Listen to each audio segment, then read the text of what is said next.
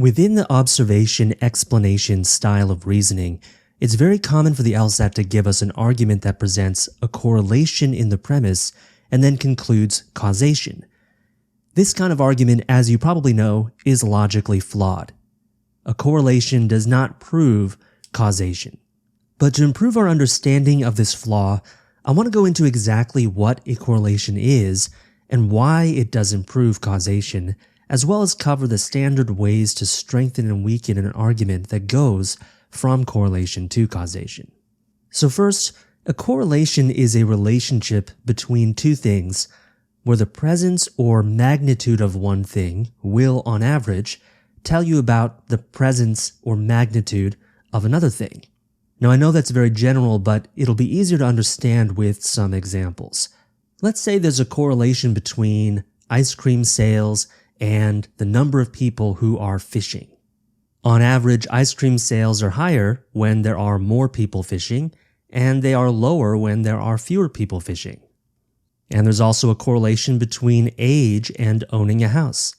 On average, people who are older have a higher chance of owning a house than people who are younger. These examples involve what's called a positive correlation, where the two things tend to increase or decrease together. As one of them goes up, the other on average also goes up, and as one goes down, the other on average also goes down. But there are also negative correlations, such as between smoking and lifespan. On average, people who smoke more tend to have shorter lifespans, and the people who smoke less tend to have longer lifespans.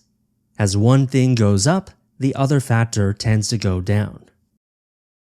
Whenever you see the author of an argument give you a correlation in the premise, you want to be ready for that author to make a flawed conclusion that one of the things must be causing the other thing.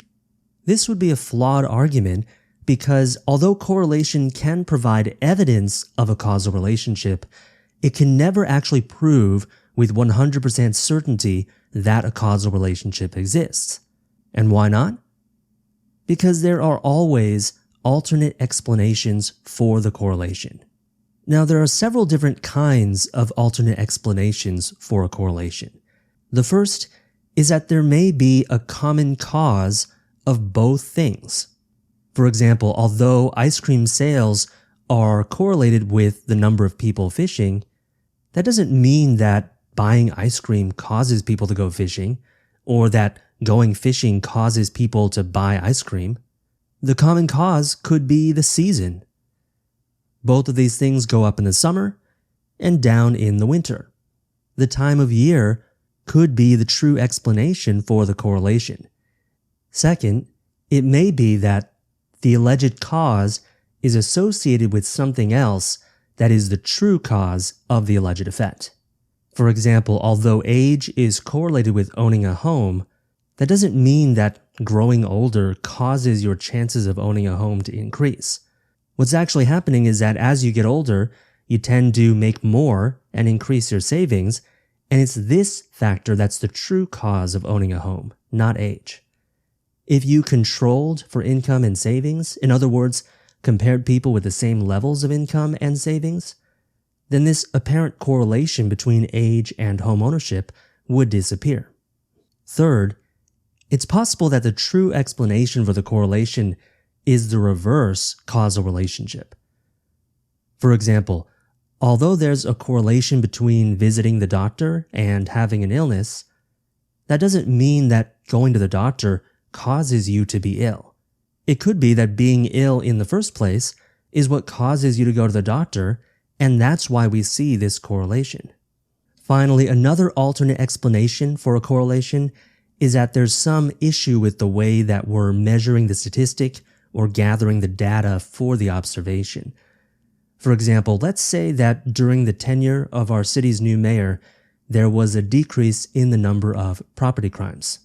This doesn't mean that the mayor's policies caused the decrease in property crimes, however, because what if it turns out that during the mayor's tenure, the definition of property crime was narrowed to start excluding crimes that result in less than $1,000 of damage? Now, the decrease in property crimes could just be a product of the changed definition, the way that we're measuring or gathering the data. So what's the takeaway? Well, on the LSAT, when you see an argument go from a correlation in the premise to a causal claim in the conclusion, just as with other arguments that have the observation-explanation structure, you should be thinking about alternate explanations. Some of these alternate explanations have different forms that might be helpful to visualize. There might be a common cause of both things. The alleged cause might be associated with the true cause. The causal relationship might be reversed, or there might be a problem with the measurement or the data. If you want to weaken the argument, you'd want to point out one of these alternate explanations. And if you're trying to strengthen the argument, you'd want to eliminate at least one of these explanations. This issue of alternate explanations is the primary thing that I'm thinking about when I see the correlation to causation flaw. Of course, it's not the only thing. As we saw before, you can strengthen or weaken an argument with information that goes to the plausibility of the causal explanation, whether or not that cause really makes sense for the effect. But alternate explanations is by far the number one thing I'm thinking about.